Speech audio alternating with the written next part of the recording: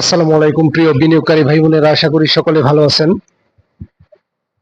গতকালকের মার্কেটটা কিন্তু যথেষ্ট পতন আমরা লক্ষ্য করলাম। যাই হোক, যারা নতুন শুনতেছেন তারা অবশ্যই পেজটিকে ফলো দিয়ে রাখবেন, ভালো লাগলে লাইক করবেন, শেয়ার করবেন, আপনার অন্য ভাইকে দেখার সুযোগ করে দিবেন। দেখেন, আমরা যেটা নিউজে দেখতে পেলাম যে কিছু গেমলারের বিরুদ্ধে দুদকে আসলে মামলা হয়েছে এবং চার্জশিট দাখিল হয়েছে।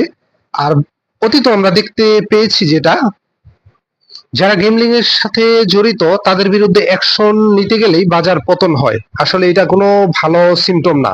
তার মানে কি আমরা ধরে নিতে পারি যে এখনো বাজার গেমলারদের নিয়ন্ত্রণে, যে কোনো বাজারে গেমলার থাকবে, এটা স্বাভাবিক। কিন্তু গেমলাররা যাতে বিনিয়োগকারীদের একেবারে সর্বশান্ত না করতে পারে সেদিকে আসলে কমিশনের পদক্ষেপ নেওয়া উচিত এবং দৃষ্টি রাখা উচিত।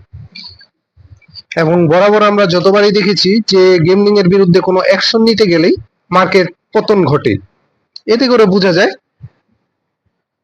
মার্কেটে এখনো গেমারদের যথেষ্ট প্রভাব আছে এবং সেটা তারা মাঝে মাঝে কিন্তু সেটা প্রুফ দেয় যে না, আমাদের অ্যাক্টিভিটিস আছে, আমাদের বাদ দিয়ে মার্কেট খুব একটা কিছু হবে না। যাই হোক,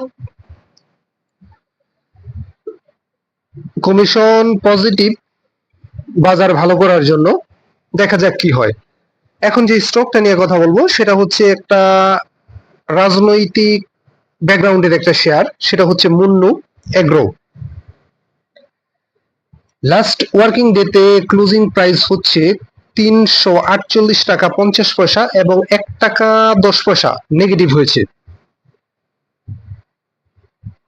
বার্ন উইক হাই কিন্তু হচ্ছে ৪২৪ এবং লো হচ্ছে ২৬৬।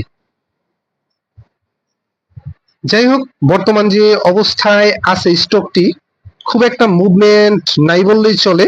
একটা নির্দিষ্ট জায়গার মধ্যে ঘুরতেছে, দেখতে পাচ্ছেন অনেক দিন যাবত এ লেভেলেই আছে। ৩৩৭ থেকে ৩৬৬, ৩৩৭ থেকে ৩৬৬ এ লেভেলেই কিন্তু আমরা মুন্নু এগ্রোকে দেখতে পাচ্ছি। সে খুব উঠতেছেও না এবং নামতেছেও না। এতে বোঝা যাচ্ছে যে স্মার্ট মানি এখান থেকে শেয়ার কালেকশন করার জন্য এই লেভেলে আসলে রেখে দিয়েছে। ইনভেস্টরদের কি পরিমাণ ধৈর্য আসলে সেটা দেখার জন্য আসলে তারা বসে আছে। যে পর্যন্ত সাধারণ বিনিয়োগকারীরা স্টক ছেড়ে না দিবে সে পর্যন্ত আসলে একটা স্টকে মুভমেন্ট আসে না। তবে যেহেতু অনেকদিন যাবত এই লেভেলে আছে, আশা করি এখান থেকে তার একটা মুভমেন্টে যাওয়ার এবং র্যালি করার যথেষ্ট পসিবিলিটি আছে বলে আমার মনে হয়। আমি কাউকে বাইসেল নির্দেশ করি না, বাইসেল অবশ্যই নিজ দায়িত্ব করবেন, যেহেতু প্রফিট আপনার, লসও আপনার। শেয়ার সংখ্যা কিন্তু খুবই কম, 48 লাখ, আর পাবলিকের কাছে আছে 27 লাখ। অনেক দিনের একটা পুরাতন কোম্পানি, লিস্টিং ইয়ার মেবি 1982 এরকম হবে। তারপরে আমরা একটু শিওর হয়ে নেই। দেখতে পাচ্ছেন 82, হ্যাঁ 82, অনেক পুরাতন একটি কোম্পানি।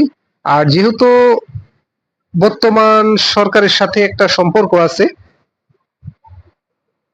সেটা আপনারা কম বেশি জানেন, রাজনৈতিক বিবেচনায় ওই স্টকটা ভালো করার যথেষ্ট পসিবিলিটি আছে বলে আমার মনে হয়। মুন্নু এগ্রো আপনারা চাইলে বিবেচনা করতে পারেন, তবে অবশ্যই ধৈর্য সহকারে। যে কোনো স্টকে আপনার ধৈর্য রাখতে হবে। অনেকদিন যেহেতু একই অবস্থানে ঘুরপাক খাচ্ছে, সেই ক্ষেত্রে একটু মানে সাবধানতার সহিত এন্ট্রি নেওয়ার চেষ্টা করবেন। তবে এখান থেকে তার প্রাইস আপ করার একটা পসিবিলিটি আছে বলে আমার মনে হয়। অবশ্যই ট্রেডার ভাইদের বলবো ইন্ডেক্সের উপর খেয়াল রেখে, আর যারা এখানে ব্লক হয়ে আছেন তাদের বলবো আপনারা ধৈর্য ধরেন, এবং যারা অনেক উপরে বাই করা তারা ইন্ডেক্সের উপর খেয়াল রেখে যখন একটু টান আসে তখন এভারেজ করে নিতে পারেন। তবে বর্তমান যে পজিশনে আছে এখান থেকে তার প্রাইস আপ করার একটা পসিবিলিটি আছে বলে আমার মনে হয়। তবে 100% সিউরিটি দিয়ে কিছুই বলা যাবে না। যার ধৈর্য আছে, স্টক মার্কেট অবশ্যই ধৈর্যের জায়গা, যার ধৈর্য আছে তারা চাইলে পজিটিভলি বিবেচনা করতে পারেন। নিজ দায়িত্বে দেখতে পাচ্ছেন একটি জায়গায় অনেক দিন যাবত অবস্থান করতেছে মুন্নু এগ্রো। আশা করি তার একটা মুভমেন্ট অতি শীঘ্রই আমরা দেখতে পাবো বলে আমার মনে হয়। তবে সবকিছুর বিবেচনায় হচ্ছে ইন্ডেক্স। ইন্ডেক্স পজিটিভ থাকলে সব স্টকেরই একটা মুভমেন্ট আসে, ইন্ডেক্স যদি নেগেটিভ থাকে সেক্ষেত্রেও কিন্তু বিপরীত চিত্র আমরা মার্কেটে দেখতে পাই। বর্তমান আরএসআই এর কি অবস্থা দেখব। তবে যেহেতু রাজনৈতিক একটা ব্যাকগ্রাউন্ড আছে, আশা করি স্টকটা ভালো করার একটা পসিবিলিটি আছে। তবে হুটহাট কোনো কিছুই হবে না, যাদের ধৈর্য আছে তারা চাইলে পজিটিভলি বিবেচনা করতে পারেন, নজরে রাখতে পারেন ইন্ডেক্সের উপর খেয়াল রেখে যে কোনো সময় এন্ট্রির কথা বিবেচনা করতে পারেন। হিস্টোগ্রামের বারটা যদিও লাল করেছে, একই সাইজে আছে, আশা করি এখান থেকে সে একটা মুভমেন্টে যাবে। যদি ইন্ডেক্সটা যখন পজিটিভ হবে তার একটা মুভমেন্টে যাওয়ার যথেষ্ট পসিবিলিটি আছে বলে আমার মনে হয়। অনেকদিন যাবত একই অবস্থানে সে অবস্থান করতেছে, চাইলে আপনারা পজিটিভলি বিবেচনা করতে পারেন। তবে যদি এ লেভেল ভেঙে সে নিচে চলে আসে 32 টাকা বা এ লেভেলে যদি নিচে চলে আসে সেক্ষেত্রে কিন্তু আপনাদের একটা ব্যাকআপ প্ল্যান থাকতে হবে। আশা করি এখান থেকে তার উপরে যাওয়ার পসিবিলিটিটাই বেশি। তারপরে 100% সিওরিটি দিয়ে কোনো কিছু বলা যায় না, কারণ সবকিছুতে আপনি যদি সাবধানতা অবলম্বন করেন এবং আপনার ব্যাকআপ প্ল্যান থাকে সেক্ষেত্রে আপনার স্টক মার্কেটে প্রফিট করার যেমন পসিবিলিটি অনেকাংশে বেড়ে যায়, সেক্ষেত্রে কিন্তু লুজার হওয়ার পসিবিলিটিও অনেকাংশে কমে যায়। ধন্যবাদ, ভালো থাকুন, নিজের পুঁজিকে নিরাপদে রাখুন। তবে আমি বলবো যে এখান থেকে তার প্রাইস আপ হওয়ার একটা পসিবিলিটি আছে, অবশ্যই বাই সেল নিজ দায়িত্ব করবেন। ধন্যবাদ।